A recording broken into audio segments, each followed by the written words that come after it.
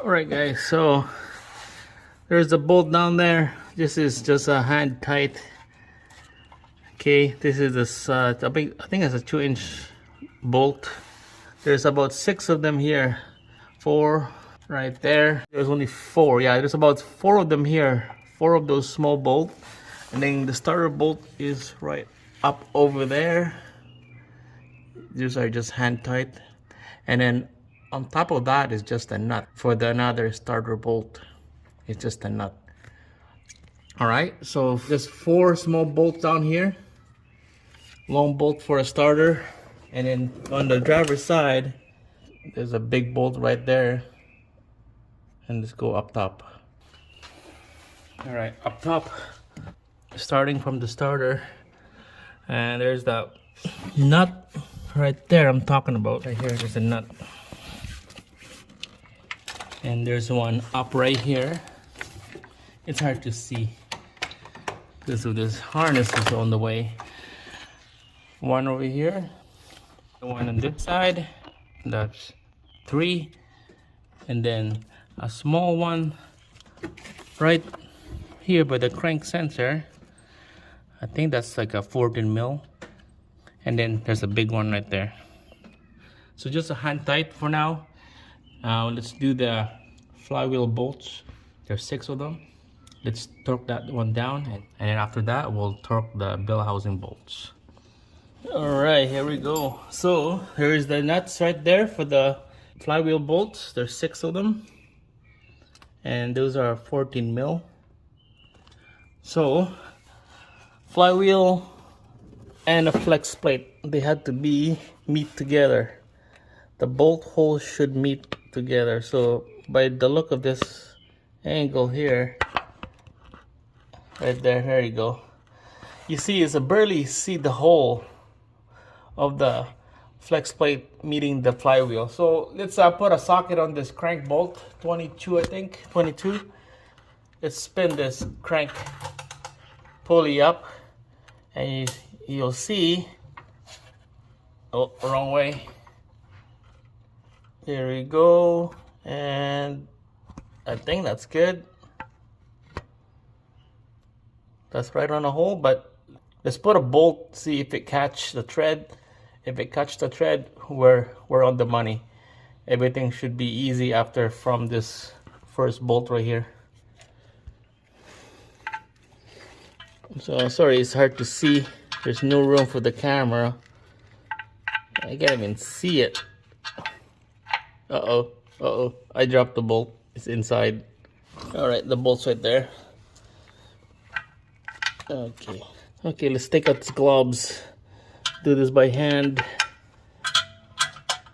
Oh my god. Okay, I'll get the socket and the ratchet in there. 14 mil.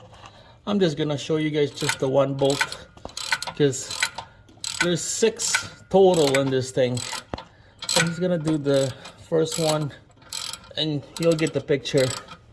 Okay, so just keep cranking that nice and snug, and then we'll torque this to spec. Alright, here we go. It's nice and snug.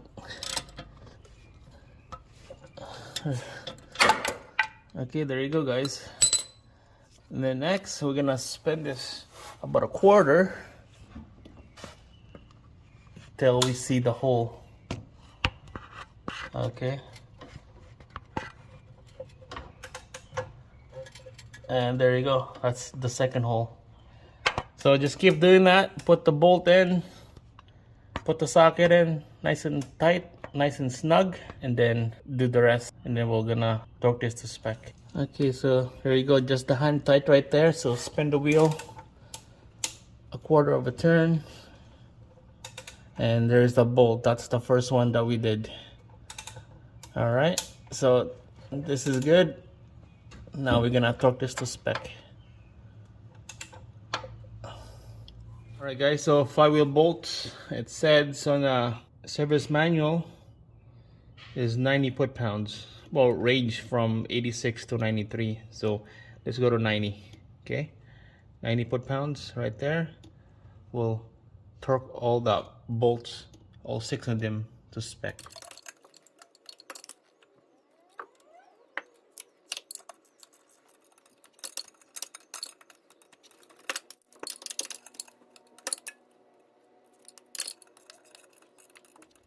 All right, guys, check it out. I went crazy with this thing. Put about 3 hours putting everything back together. Got the rad, get the condenser, the rad fan, the rad support, and the impact bar right here, or the rebar. Got all bolted down. Previous video I did the flywheel bolts and FlexPlate bolts. That one's done. Check that video out. It helps a lot of people watching that video. So here we go. We got the serpentine built right there.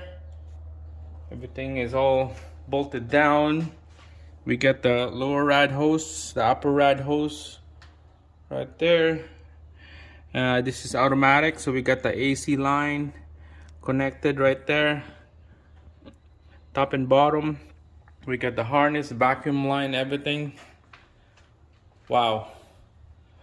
Pretty excited with this thing now. Exciting.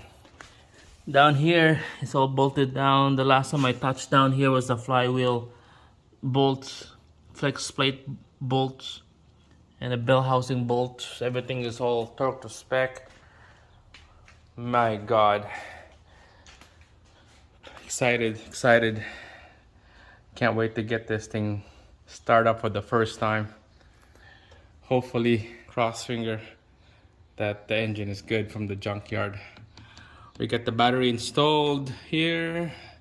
Positive cable is all connected, everything to the post right there.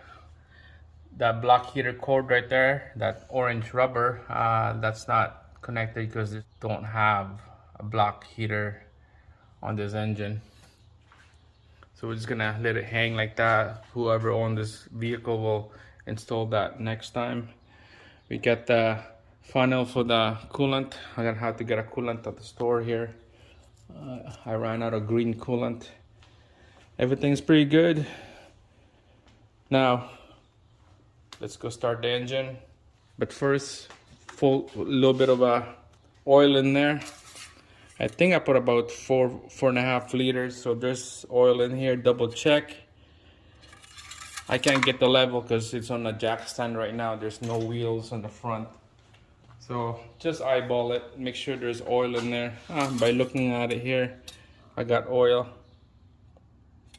So this is good. The first thing that you need to do before you start this engine is make sure we had to prime this oil first, prime it out.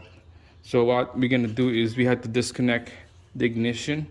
We just want this thing engine crank many times to get the oil up on the top of the head here, so that when it's starting we have no knocking or vibration or weird noise. So we had to prime this oil on this engine by looking at it here. If you follow the line on this side, you're gonna disconnect this wire, this connector. This is your ignition and this is your fuel. Same thing on the other side over there. I think not sure exactly on this side. We had to take out this cover. We had just gonna disconnect this coil connectors on this side.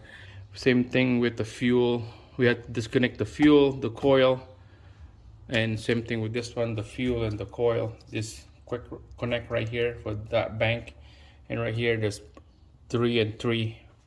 All right, so disconnect this 2 connector right here on the passenger side, head, coil, ignition.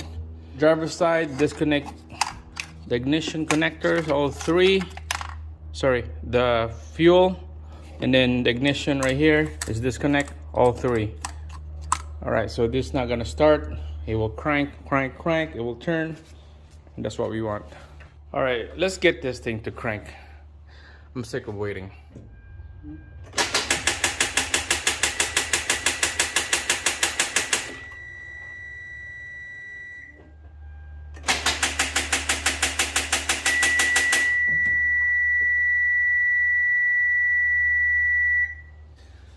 Right, guys, we got a little problem here. It won't start. You can see we have to diagnose maybe the starter motor that we installed with this. This is exactly the same sound that I had when I had this vehicle.